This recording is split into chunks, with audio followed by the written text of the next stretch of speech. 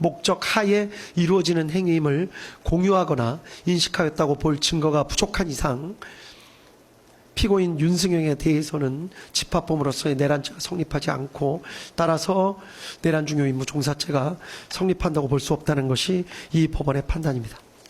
한편 나머지 피고인들, 피고인 윤승영, 김용군을 제외한 나머지 피고인들에 대해서 직권남용 권리행사 방해죄는 모두 유죄로 인정된다는 것이 이 법원의 판단입니다. 구체적인 내용에 대해서는 판결문에 자세히 기재가 되어 있기 때문에 그 내용을 확인해 보시면 될 것 같습니다. 마지막으로 유죄가 인정되는 피고인들에 대해서 양형의 이유를 간략하게 말씀드리도록 하겠습니다. 공통의 양형 이유를 간략하게 말씀드립니다. 내란죄는 국가의 존립과 헌법적 기능을 파괴하고 법질서 자체를 부정하는 행위입니다. 형법은 내란죄가 위헌범임에도 상당히 높은 법정형을 규정하고 있습니다. 우리 형법은 높은 형을 규정하고 있는 범죄가 대부분 어떤 결과, 예를 들면 살인 등의 어떤 결과를 낳아야 하는 것에 대해서만 그와 같은 규정을 하고 있는데 반해서 내란죄에 대해서는 특이하게도 어떠한 위험을 일으킨 행위 자체만으로도 높은 형을 규정하고 있는 것입니다. 이는 그 자체로 위험성이 매우 크기 때문입니다. 피고인들의 내란 행위는 합법적인 절차를 무시하고 결국은 폭력적인 수단을 통해 국회의 권능 행사를 불가능하게 한 것으로서 민주주의 핵심 가치를 근본적으로 훼손하였다는 데서 비난의 여지가 큽니다. 이러한 일반적인 사정 이외에도 이 사건 재판부가 가장 안타깝게 생각하는 사정은 이 사건 비상계엄 선포와 그에 따른 군과 경찰의 활동으로 인해서 군과 경찰의 정치적 중립성이 크게 훼손되고 국제사회에서 대한민국의 정치적 위상과 대외 신인도가 하락했고, 결과적으로 우리 사회는 지금 정치적으로 양분돼서 극간의 대립 상태를 겪고 있습니다. 대통령 선거를 다시 치렀고 이 사건 비상계엄 선포 후속 조치와 관련된 수많은 사람들, 어마어마한 사람들에 대해서 대규모 수사와 재판이 진행되고 있고, 이 법정에 나온 수많은 사람들이 눈물까지 흘려가며 그 피해에 대해서 강하게 호소하고 있습니다. 이러한 사회적 비용은 이 재판부가 보기에도 산정할 수 없는 정도의 어마어마한 피해라고 할 것입니다.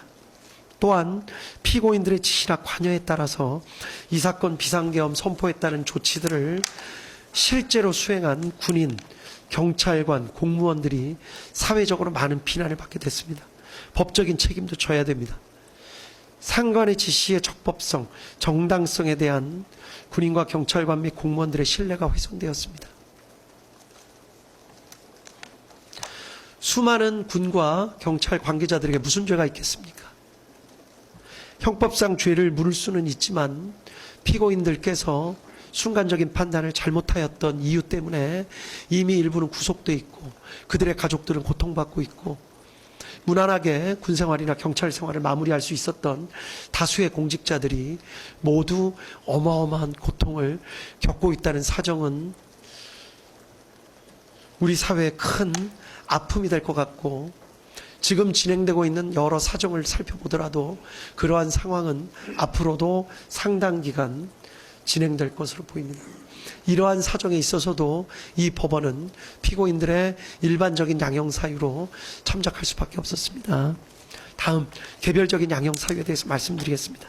먼저 윤석열 피고인에 대해서입니다. 범행을 직접 주도적으로 계획했고 다수의 많은 사람들을 범행에 관여시켰습니다. 비상계엄으로 인해서 막대한 사회적 비용이 초래됐고, 피고인이 그 부분에 대해서 사과의 뜻을 내비치는 모습을 찾아보기 힘듭니다. 또 이 사건 재판이 진행되는 과정에 별다른 사정 없이 출석을 거부하기도 했습니다. 다만 아주 치밀하게 계획을 세운 것으로 보이지는 않습니다. 물리력의 행사를 최대한 자제시키려 했던 사정도 보입니다. 실탄 소지나 직접적인 물리력, 폭력을 행사한 예는 거의 찾아보기 어려웠습니다. 대부분의 계획이 실패로 돌아갔고 이 사건 범행 이전에 아무런 범죄 전력이 없고 장기간 공무원으로 봉직해왔으며 현재 65세의 비교적 고령입니다. 다음 김용현 피고인입니다. 이 사건 비상계엄을 주도적으로 준비했고 군의 국회, 선관위, 여론조사 꽃, 더불어민주당사 출동 등을 사전에 계획했으며 독단적으로 부정선거 수사를 진행하려는 별도의 계획을 마련하기도 했던 것으로 보입니다. 피고인 윤석열의 비이성적 결심을 옆에서 조장한 측면이 있는 것으로도 보입니다. 다만 김용현 피고인 역시 물리력의 행사를 최대한 자제시키려 했던 것으로 보이고 대부분의 계획은 실패로 돌아갔습니다. 이 사건 범행 이전에 아무런 범죄 전력이 없고 장기간 공무원으로 봉직해왔으며 현재 65세의 비교적 고령입니다. 다음 노상원 피고인입니다. 피고인 김용현과 함께 부정선거 수사 등에 관해서 치밀한 계획을 세우기도 했고 민간인임에도 자신의 영향력을 과시하는 방법으로 정보사 인원 등 다수의 사람들을 끌어들여 피해를 입혔습니다. 전반적인 비상계엄 관련 내용을 의논한 것으로 보여 주도적 역할을 한 것으로 보입니다. 다만 현재 별개의 재판이 진행 중인데 병합되어 판단받았을 경우에 형평을 고려할 필요가 있습니다. 무엇보다 군의 투입 등 폭동행위 자체에는 관련된 폭동행위 자체에는 직접적으로 관여하지는 않았습니다. 이러한 부분도 유리한 양형사정으로 참작했습니다. 다음은 조지호 피고인입니다. 조지호 피고인의 경우에 경찰의 총책임자임에도 포고령을 면밀히 검토하기는커녕 이를 근거로 국회 출입을 차단했고 민간인을 보호했다는 사정을 발견하기가 어렵습니다. 오히려 경찰이 군의 국회 출입을 도우도록 했습니다. 선관위에 경력을 투입하는 데 관여하기까지 하였습니다. 다만 계엄 선포 당일에서야 군의 국회 투입 등 사실을 알게 된 사정이 있습니다. 국회 출입 통제 시간이 비교적 짧았던 것으로 보입니다. 구체적인 사항을 일일이 지시한 것으로 보이지 않습니다. 오랜 기간 동안 경찰 공무원으로 봉직해왔고 아무런 범죄 전력이 없으며 혈액암을 앓는 등 건강이 상당히 좋지 못합니다. 다음으로 피고인 김봉식입니다. 피고인 김봉식 역시 피고인 윤석열과 피고인 조지호의 지시에 따라서 경찰을 국회에 출동시키거나 국회 출입문을 폐쇄하고 국회의원 등을 포함한 사람들의 국회 출입을 막는 일을 직접 주도하였습니다. 특히 국회를 경비해야 할 임무를 가지고 있는 국회 경비대에게조차 국회 출입 통제에 관여하게 하는 등 비난의 여지가 큽니다. 다만 계엄 선포 당일이 되어서야 군의 국회 투입 등 사실을 알게 되었고 국회 출입을 잠시 허용하기도 했고 특히 물리적 사용을 자제한 것으로 보입니다. 오랜 기간 경찰 공무원으로 봉직해왔고 아무런 범죄 전력이 없습니다. 다음 목현태 피고인입니다. 국회를 보호해야 할 국회 경비대장임에도 국회 출입 통제, 특히 국회의장에 대해서까지 출입을 통제하려고 했습니다. 국회 사무처 직원들로부터 명확하게 항의를 받았음에도 출입 통제에 계속 가담하는 등 비난의 여지는 적지 않습니다. 다만 목현태 피고인의 경우에는 총경급 지휘관에 불과합니다. 급박한 상황 속에서 피고인 조지호나 피고인 김봉식의 지시, 비상계엄 및 포고령의 적법성 등을 명확하게 판단하고 그 지시를 거부하기는 어려웠을 것으로 보입니다. 일부 국회의원이나 국회 관계자들의 국회 출입을 몰래 허용해 주기도 한 것으로 보입니다. 오랜 기간 동안 경찰 공무원으로 봉직해왔고 아무런 범죄 전력이 없습니다. 이러한 사정 등을 개별적인 양형 사정으로 참작했습니다. 이에 따라서 이 법원은 피고인들에게 형을 선고하도록 하겠습니다. 피고인들 모두 자리에서 잠깐만 일어나 주십시오.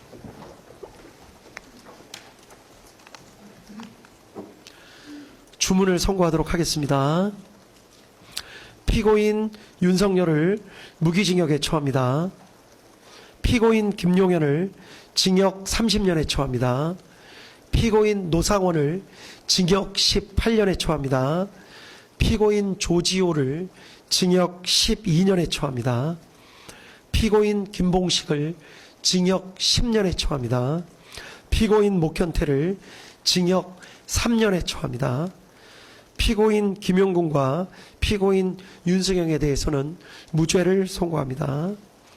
피고인 윤석열 무기징역, 피고인 김용현 징역 30년, 피고인 노상원 징역 18년, 피고인 조지호 징역 12년, 피고인 김봉식 징역 10년, 피고인 목현태 징역 3년, 피고인 김용군, 피고인 윤승영은 강무죄.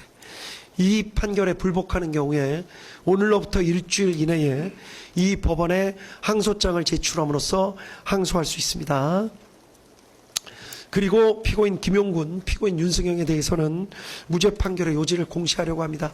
이에 특별한 이의가 있으신가요? 예, 특별한 이의 없는 것으로 알고 있겠습니다. 무죄 판결 요지 공시한다고 말씀드립니다.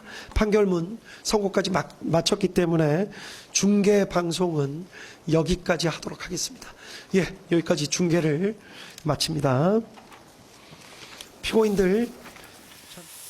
네, 지금까지 윤석열 전 대통령의 내란 혐의와 관련돼서 내란 우두머리 혐의와 관련돼서 1심 선고 공판을 생중계로 전해드렸습니다. 지금 재판부는 윤석열 전 대통령에게 무기징역을 선고했습니다. 그럼 관련 내용 백인성 법조 전문기자와 함께 또 허주연 변호사 또 그다음에 상원 변호사 이렇게 와가 계신데 자세한 내용 알아보도록 하겠습니다. 우선 백 기자, 우선 지금 조금 전에 이제 직위원 재판부가 이제 선고를 했습니다. 선고 내용 어떻게 나왔는지 정리해 주시죠. 네, 방금 생중계로 전해드린 것처럼 서울중앙지법이 내란 우두머리와 직권남용 혐의를 받는 윤석열 전 대통령에 대해서 혐의 둘 다 유죄로 인정해서 무기징역을 선고를 했습니다. 네.